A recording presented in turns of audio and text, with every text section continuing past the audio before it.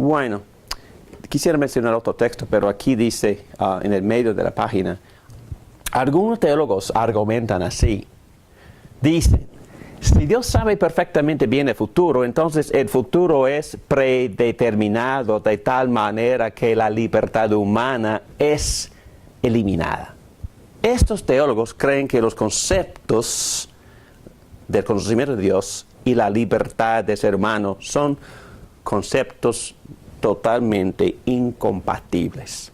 Bueno, otra vez la respuesta bíblica. La Biblia afirma ambos conceptos. Afirma que Dios conoce el futuro.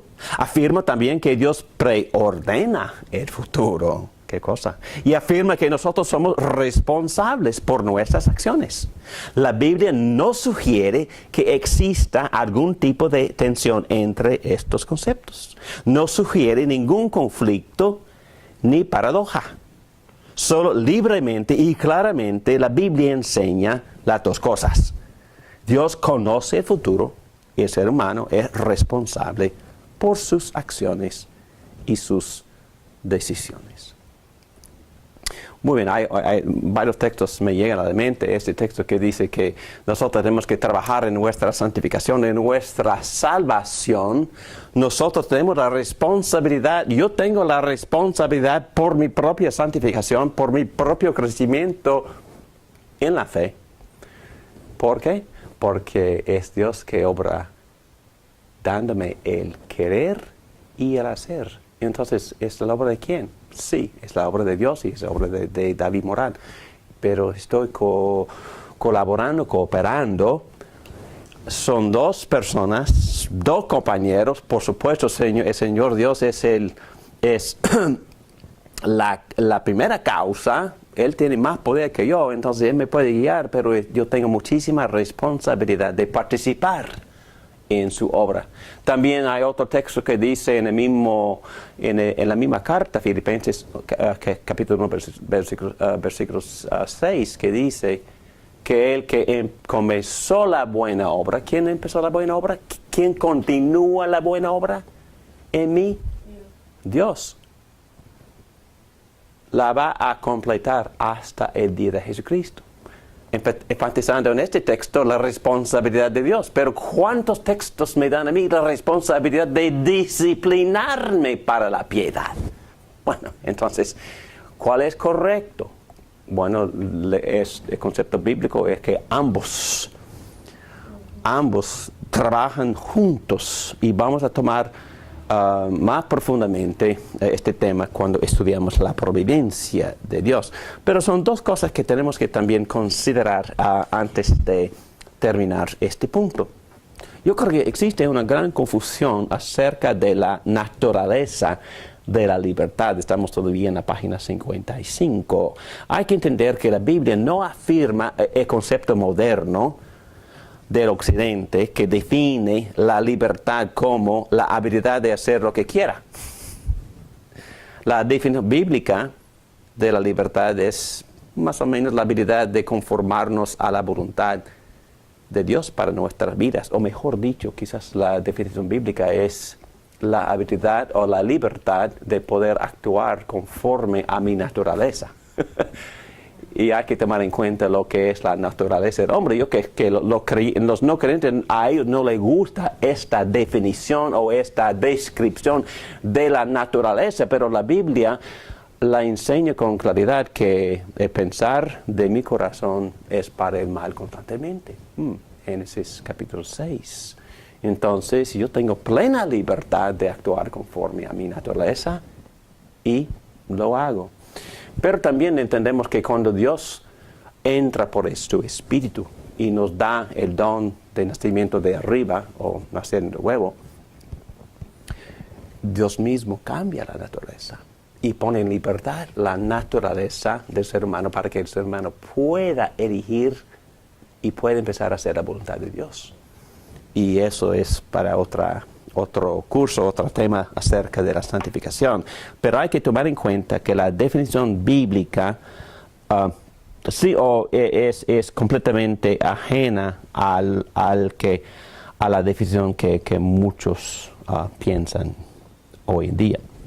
Sin tomar en cuenta la definición bíblica, vemos que hay problemas con la definición moderna y libertaria basada en sentido común.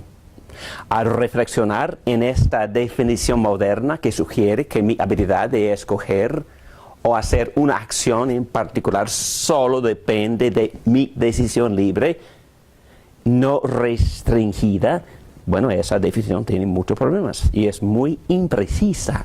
Mi habilidad de hacer muchas cosas tiene muchísimas cualificaciones y condiciones. Por ejemplo, yo podría decidir que voy a llegar a ser un senador o médico o tocar el violín.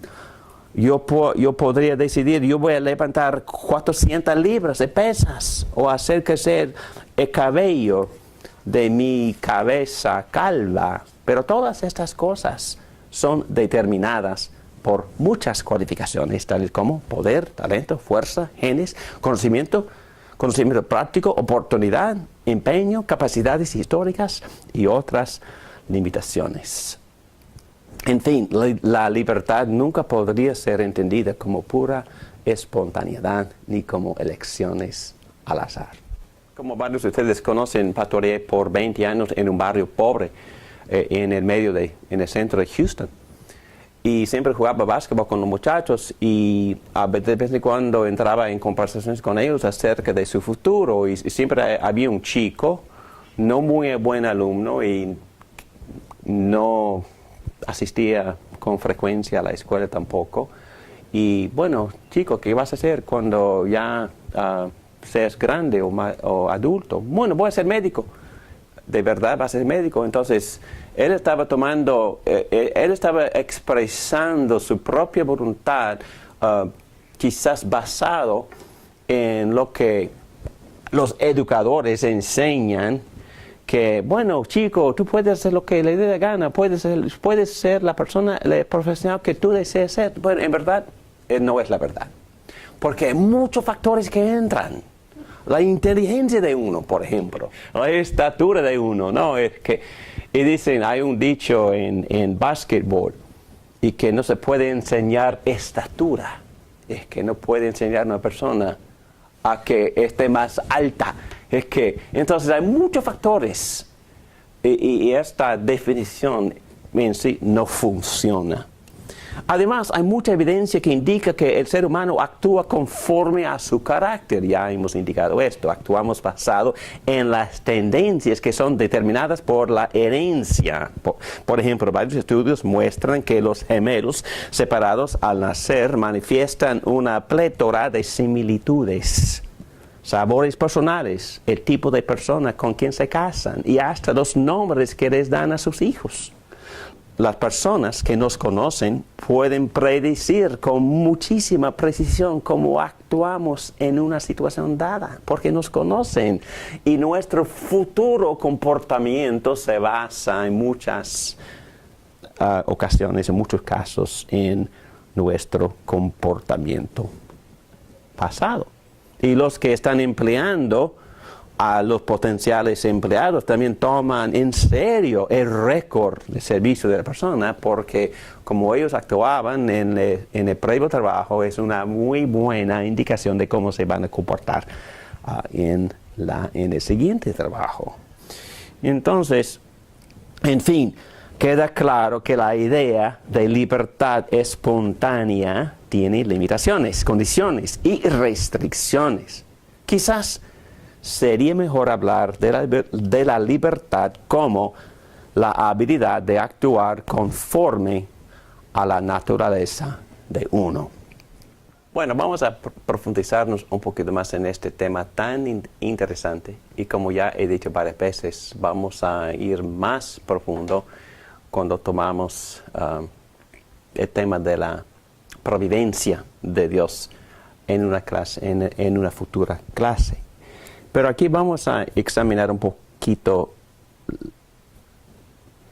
Dios y cómo Él actúa y cómo Él actúa en concierto con la libertad humana, Dios y la libertad humana. La Biblia enseña que existe una compatibilidad entre la soberanía de Dios y la responsabilidad del hombre. Y voy a decir esto, y casi nunca me meto en sistemas, pero como un profesor que obviamente está enseñando desde el punto de vista reformado, los que nosotros en este sistema tratamos de tomar en cuenta son ambas cosas. Es que nosotros enseñamos ambas cosas. Enseñamos que Dios es soberano, enseñamos con la misma fuerza que el hombre es responsable. Y la Biblia no tiene problema en presentar ambas ideas. Y enseña ambas ideas como si fueran compatibles, pero nunca trata de darnos la razón ni la lógica, solo presenta ambas ideas y sin vergüenza nos las presentan. La Biblia enseña que existe una compatibilidad entre la soberanía de Dios y la responsabilidad del hombre. Dios trabaja de varias maneras. Es una oración sumamente interesante. Dios trabaja de varias maneras para lograr su voluntad, al darnos la certeza de que cada individuo elegiremos libremente lo que ya ha ordenado Dios, sin violar nuestra libertad de elegir. Yo creo que con todo mi corazón que la Biblia enseña lo que se expresa en esta oración. Él, o Dios, decidió dónde yo naciera. Dios decidió quiénes serían mis padres. Dios decidió quiénes serían las personas que entrarían en mi vida y las influencias que tendré y muchísimas cosas más, muchísimos detalles más. Él escogió las muchas experiencias y lugares que han formado la persona que soy. Y todo esto me ha influenciado en las decisiones que yo libremente he tomado en cuanto a la dirección de mi vida. Y yo tengo la plena responsabilidad por esas decisiones, pero sin duda, no cabe duda, que Dios también estaba ejerciendo su voluntad por colocar un montón de cosas en mi vida y por influir en mis deseos, obviamente por el Espíritu Santo, sin violar mi, como diríamos, libre albedrío. Pero me persuade, me guía, me dirige, sin forzarme, así como un buen padre lo hace, o debe hacer con sus hijos. Tiene una meta y él guía a sus hijos hacia la meta y usa un montón de cosas, disciplina, amor, persuasión, a veces radicalmente dirige o saca el hijo del peligro si es necesario hacerlo para conservar su vida. También existe la palabra o la idea de previamente ordenado. Dios previamente ha ordenado las cosas que suceden, y hemos visto esto en varios textos, especialmente en Efesios capítulo 1, del versículo 11, donde se menciona esa palabra terrible, la predestinación. Pero es decir, que Dios ha decretado y Dios ha predestinado las cosas que suceden. La lógica nos ha conducido a la preordenación. Pregunta: ¿hay una diferencia entre Dios determinando el futuro y Dios solamente conociendo el futuro? Y la respuesta es no. No hay ninguna diferencia.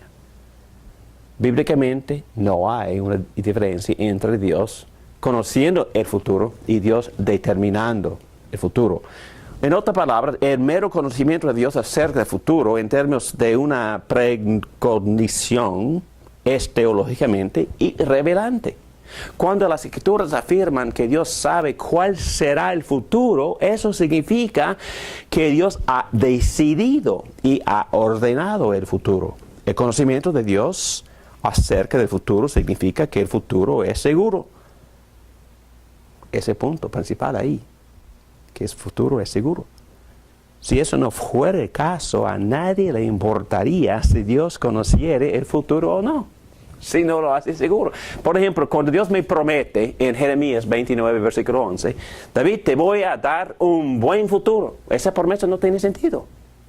Si Dios no está en mi futuro, guiando el futuro, colocando las cosas en mi futuro para darme un buen futuro.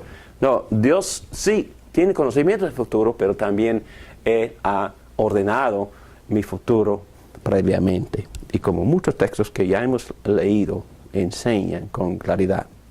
A nosotros nos importa la verdad que Dios conoce el futuro, porque esta verdad implica que Dios nos asegura el futuro. Dios nos promete un buen futuro y lo hace absolutamente cierto. Por eso confiamos en Dios.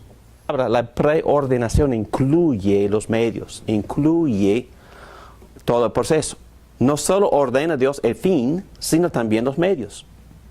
Esta verdad evita el error del fatalismo. Dios ordena todos los actos y detalles acerca de cuáles el hombre es responsable para lograr sus propósitos. Por ejemplo, si usted conoció al Señor Jesucristo como su Señor y Salvador, Dios no solo lo llamó en el momento de su salvación, sino también había ordenado los medios, los actos, oraciones, los actos de los que amaban a esa persona en el nombre de Cristo, oraciones de familiares o amigos, testimonios de varias personas, evangelistas, etcétera, etcétera, las personas que compartieron el evangelio con esa persona, la variedad de influencias y circunstancias que contribuyeron a su fe salvadora. El ejercicio de todos esos medios ordenados fueron hechos libremente por todas las personas que participaron. Eso se llama concurrencia, la doctrina que estudiaremos bajo el tema de la providencia de Dios. Bueno, tomando una ilustración. Algunos protestan que es imposible que Dios ejecute un plan para cada individuo que ha vivido en el planeta. No es tan difícil creer que cuando se considera que las computadoras programan un escenario de una guerra con todas las variables posibles y personas incluidas. Y claro que nuestro infinito Dios omnisciente es más inteligente que una computadora. Entonces, en otras palabras, sí es soberano y se mete en los detalles. Bueno, para terminar este punto, ¿cuál es la idea pastoral o el beneficio práctico? Un padre tiene un plan beneficioso para el futuro, tomando en cuenta otro ejemplo. Basado en sus conocimientos y sabiduría, va a guiar a su hijo hacia ese plan. A veces usa enseñanza y disciplina. También usa amor, cariño y persuasión. También invita a otras personas para tener influencias en su hijo. Mi padre me invitaba a un montón de influencias en mi vida. Siempre estaba tratando de exponerme a personas que él consideraba buenos modelos para mi vida. También a veces los padres usan incentivos financieros. También hay ocasiones cuando un poco de determinación forzada se requiere. Por ejemplo, si el hijo de 3 años se acerca a la calle y está a punto de ser aplastado por un camión, el padre lo levanta, va corriendo a la casa cargándolo. Entonces se ha metido con cierta fuerza en la vida para protegerlo. Si Dios es puro amor y altamente sabio, Él sabe lo que es el mejor para nosotros. No se debe usar su poder para asegurar que nos conformemos al buen plan que tiene para nosotros. Todo esto se conforma a la imagen bíblica que hemos estado presentando acerca de Dios. Dios es buen padre, buen rey, buen esposo, buen pastor. Tenemos que hacernos la pregunta: ¿cómo se relacionaría un buen padre con sus hijos? ¿No usaría su conocimiento, especialmente su conocimiento del futuro, para nuestro bien? ¿No trataría de usar su conocimiento para controlar las circunstancias para nuestro beneficio? Y obviamente es una pregunta retórica y la respuesta es sí. Bueno, tenemos que quedarnos contentos con la idea de que si Dios previamente ha ordenado nuestras vidas para nuestro bien. Él no solo conoce nuestro futuro, pero Él está ejerciendo para garantizar ese buen futuro que Él conoce y Él ha preordenado. Bueno, mis hermanos, quedan 2 puntitos más, 2 atributos más. Y antes de hablar en breve de estos 2, estas son